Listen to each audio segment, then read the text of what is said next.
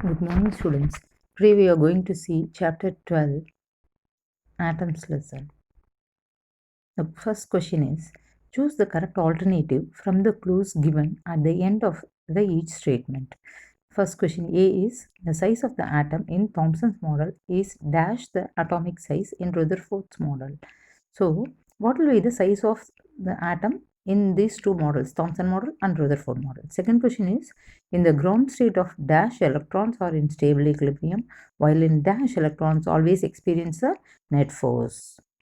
So, in which model the electrons will be in stable equilibrium, and in which model the electrons will always experience a net force? Then C part will be, a classical atom based on dash is doomed to collapse. Which one is going to collapse? Then an atom has nearly continuous mass distribution in a dash, but has highly non-uniform mass distribution in dash model. In which model it will be continuous mass distribution, and in which model it is highly non-uniform mass distribution? Then E part will be, the positively charged part of the atom possesses most of the mass in dash. So these are the 5 questions asked continuously. Now we can see about the first question. A question. The size of the atom taken in Thomson's model and Rutherford's model have the same order of magnitude. So in both the models, the magnitude will be same.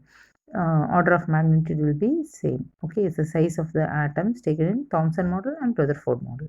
Then we can go for the B1, and in Thomson model only, the electrons will be in stable equilibrium, and in Rutherford model, the electrons will always experience a net force. Always experience a net force. Then C part, in Rutherford model, it is doomed to collapse. The classical atom will be based on doomed to collapse.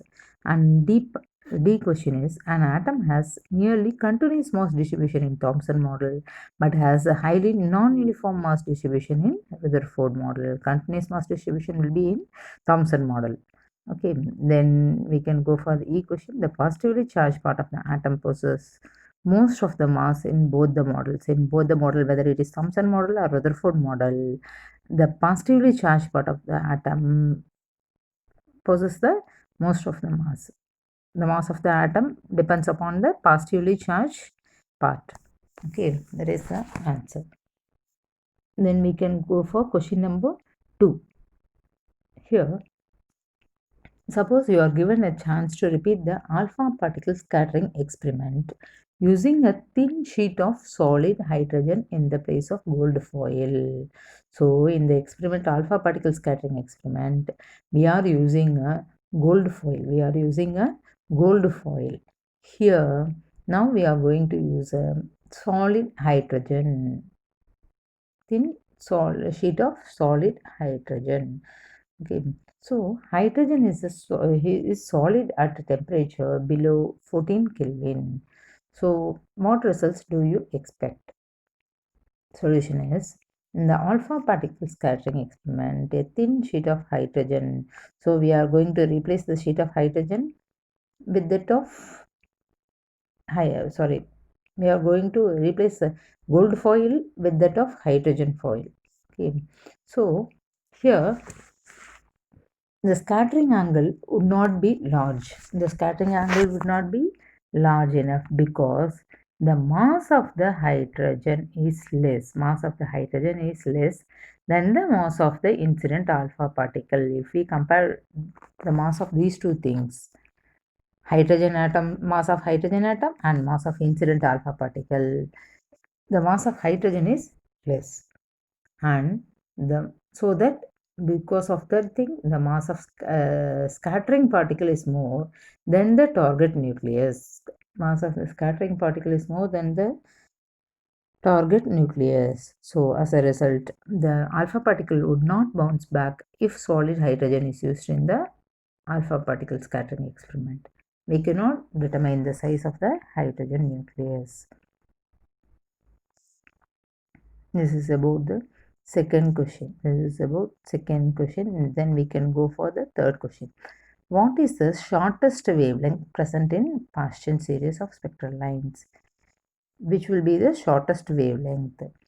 So using the Rydberg's formula, Hc divided by lambda is equal to 21.76 into 10 to the power of minus 19 into 1 divided by n1 squared minus 1 divided by n2 squared. Planck's constant is given. Planck's constant value is given here, and then speed of light is given here. Okay, so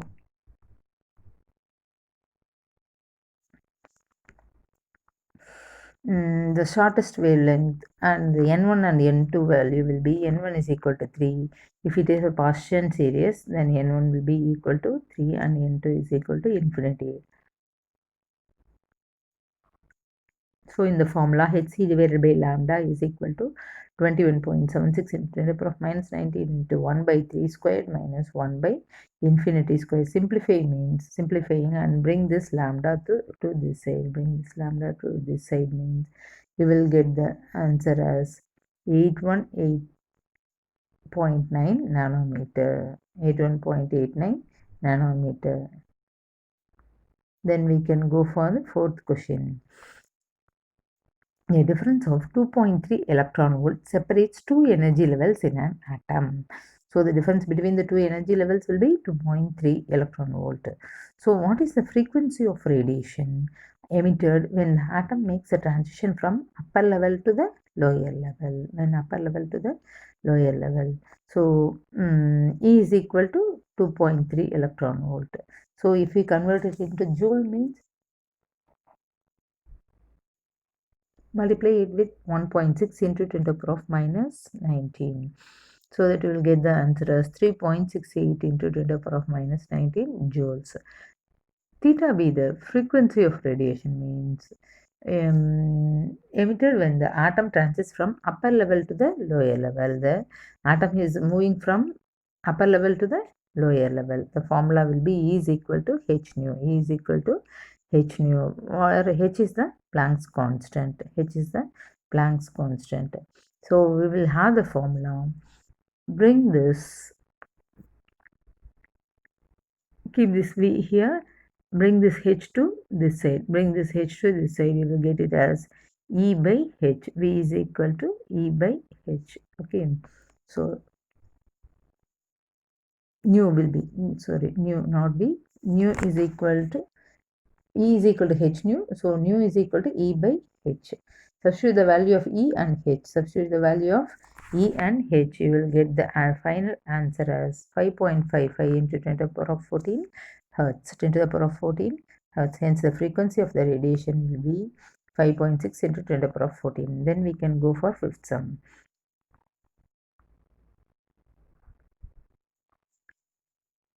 The ground state energy of hydrogen atom is minus 13.6 electron volt. What are the kinetic and potential energies of the electron in this state? We need to find out the kinetic energy and the potential energy of the electron. Okay, so ground state energy of hydrogen atom is equal to minus 13.6 electron volt. And then total energy of hydrogen atom will be, this is the total energy, minus 13.6 electron volt, and then kinetic energy is the equal to the negative of the total energy. If you are having a total energy, it will be the negative value of that thing. So that minus kinetic energy is equal to minus E is equal to minus of minus 13.6. It can be written in electron volts. So potential energy is equal to the negative of 2 times of kinetic energy.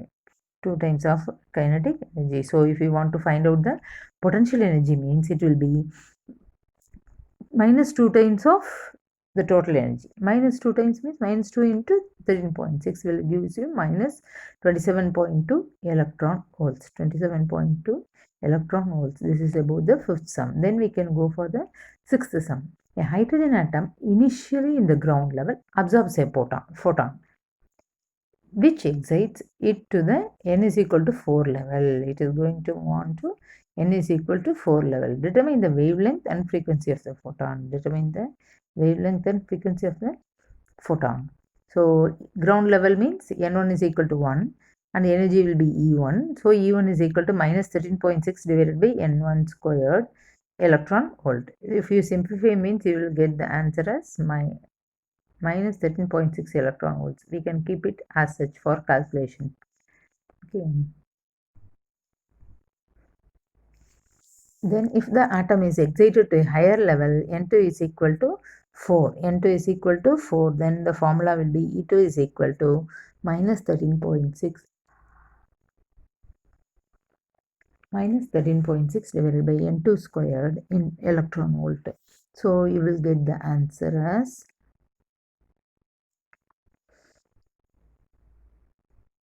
minus 13.6 divided by 16 electron volt. So the amount of energy absorbed by the photon is given as E is equal to E2 minus E1. E is equal to E2 minus E1. So substitute the values and find the answer, means you will get the answer as 2.04 into 10 to the power of minus 18 joules. 2.04 into 10 to the power of minus 18 joules. So we want to find the wavelength lambda. So what we are going to use the formula as E is equal to hc divided by lambda. H is the Planck's constant, c is the speed of light. So that bring this lambda to this side, bring this lambda to this side and E to this side, so that you will get it as lambda is equal to hc divided by E. Substitute the value of h, c and E, hc and E. You will get the final answer as 9.7 into 10 to the power of minus 8 meter. If you convert it into nanometer, means 97 nanometer. 97 nanometer.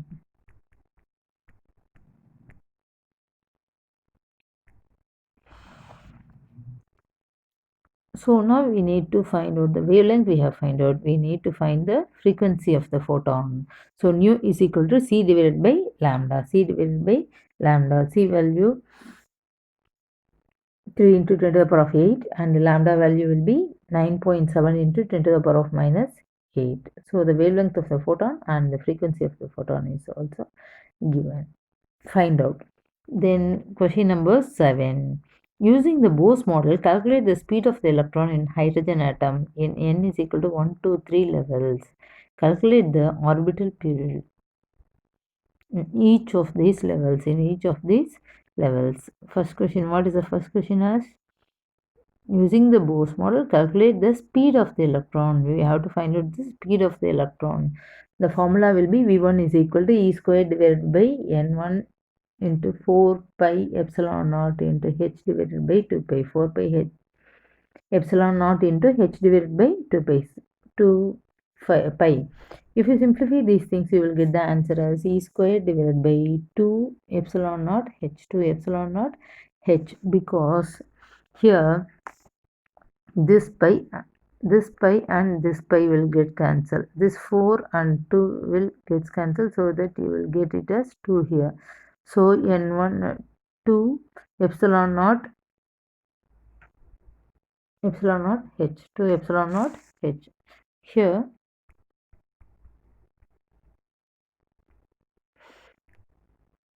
E value is given here, and then permittivity of free space epsilon naught is given, and h Planck's constant is given.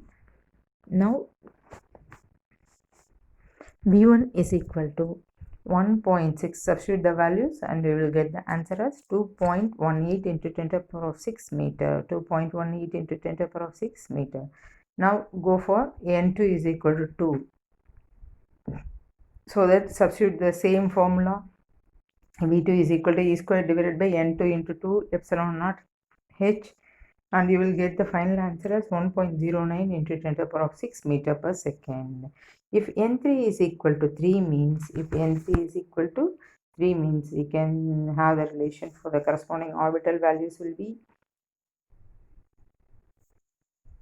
V3 is equal to E squared divided by N3 into 2 epsilon naught h in epsilon naught h. So that you will get the speed of the electron in the hydrogen atom is n is equal to 1, n is equal to 2 and n is equal to 3 means 2.18 into 10 to the power of 6 meter per second, 1.09 into 10 to the power of 6 meter per second, 7.27 into 10 to the power of 5 meter respectively. Now we are going to find out the orbital period T1. So if it is for the level n1 is equal to 1 means then T1 is equal to 2 pi R1 by V1. 2 pi R1 by V1. R1 will be the radius of the orbit. R1 will be the radius of the orbit. Okay. So the formula will be n1 squared h squared epsilon naught divided by pi r m e squared by r m e squared, h value, e value and epsilon naught value and mass of the electron value. If we substitute all these things, we will get the answer as 1.527 into 10 to the power of minus 16 seconds. If you go for level n2 is equal to 2 means similar pattern, we can have the final answer as 1.22 into 10 to the power of minus 15. 1.22 into 10 to the power of minus 15. And for level n3 is equal to 3 means you will get the answer as 4.12 into 10 to the power of minus 15 seconds. So the total, hence the orbital period in each of these levels, in level n is equal to 1 and n is equal to 2 and n is equal to 3, all the 3 levels, the answers will be, orbital period values will be 1.52 into 10 to the power of minus 16, 1.22 into 10 to the power of minus 15 seconds and 4.12 into 10 to the power of minus 15 seconds respectively. This is about the 7th sum. Now we can go for 8th sum. The radius of innermost electron orbit of a hydrogen atom is 5.3 into 10 to the power of minus 11 meter. What are the radii of the n is equal to 2 and n is equal to 3 orbits? We have to find the radii of these two orbits. Okay, so the radius of the innermost orbit of hydrogen atom is equal to R1 is 5.3 into 10 to the power of minus 11 meter.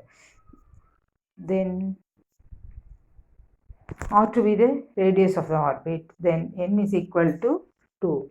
It is related to the radius of innermost orbit. Formula will be R2 is equal to n squared into R1, n squared into R1. Substitute the value of n. Here n is given as 2. Substitute the value of n means 2 squared will gives you 4. R1 is equal to 5.3 into 10 to the power of minus 11. So that you will get the answer as 2.12 into 10 to the power of minus 10 meter. So for n is equal to 3, substitute the value of n is equal to 3 means you will get the answer as 4.77 into 10 to the power of minus 10 meter. So the radii of the electron when n is equal to 2 and n is equal to 3 orbits are 2.12 into 10 to the power of minus 10 meter and 4.77 into 10 to the power of minus 10 meter respectively.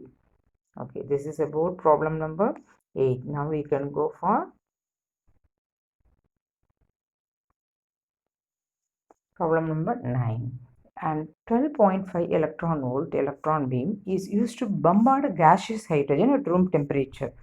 The gaseous hydrogen is at room temperature and we are going to bombard that hydrogen at room temperature with the electron beam of 12.5 electron volt. What series of wavelengths will be emitted?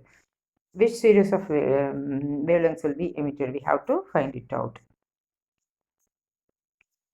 Energy of the electron beam will be 12.5 electron volt. 12.5 electron volt. Okay, so and the energy of gaseous hydrogen in ground state at room temperature will be minus 13.6 electron volt. So when gaseous hydrogen is bombarded with an electron beam, then the energy will become as minus 13.6 plus 12.5 electron volt will gives you minus 1.1 electron volt. Minus 1.1 electron volt. Here the formula will be E is equal to minus 13.6 divided by n squared electron volt. N squared electron volt. Here n value will be 3. Here n value will be 3. Substitute the value of 3 in this formula.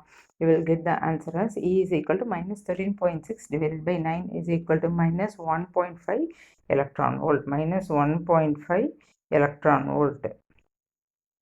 So this energy is approximately equal to the energy of the gaseous hydrogen. This will be equal to, this energy will be equal to, this energy minus 1.5 electron volt will be equal to the energy of the gaseous hydrogen. So that it can be concluded that electron has jumped from n is equal to 1 to n is equal to 3 level. Here the electron is jumping from n is equal to 1 to n is equal to 3 level. Okay, so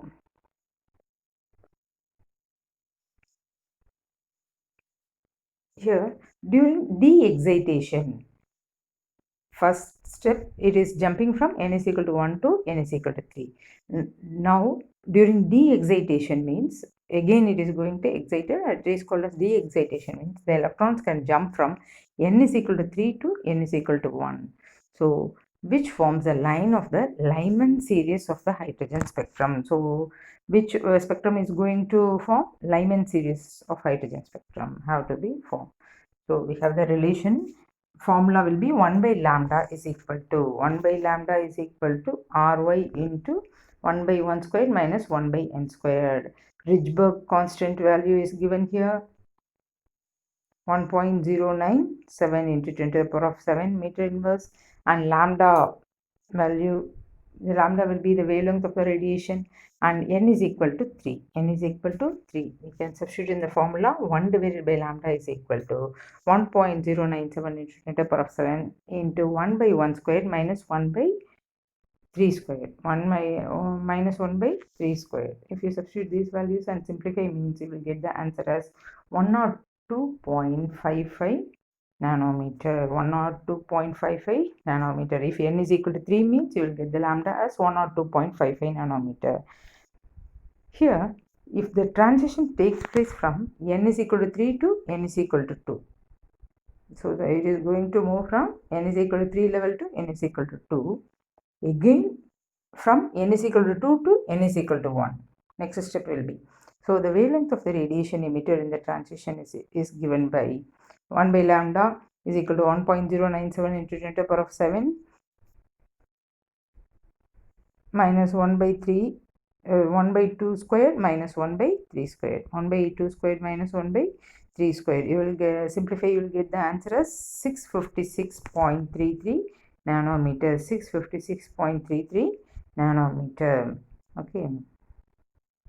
So now again what is going to happen? The wavelength of the radiation when transition takes place means n is equal to 2 to n is equal to 1. It is going to move from n is equal to 2 to n is equal to 1. So substitute the values of 1 by lambda, and here the 2 value, n value will be 2 squared. Then simplify, you will get the answer as 1 to 1.54 nanometer. 1 to 1.54 nanometer. So the Lyman series, two wavelengths, that is 102.5 nanometer and 1 to 1.5 nanometer are emitted, and in Boltzmann series one more wavelength, 656.33 nanometer is emitted. 656.33 nanometer is emitted. So we have completed all the 9 sums. Students, do it fast and submit.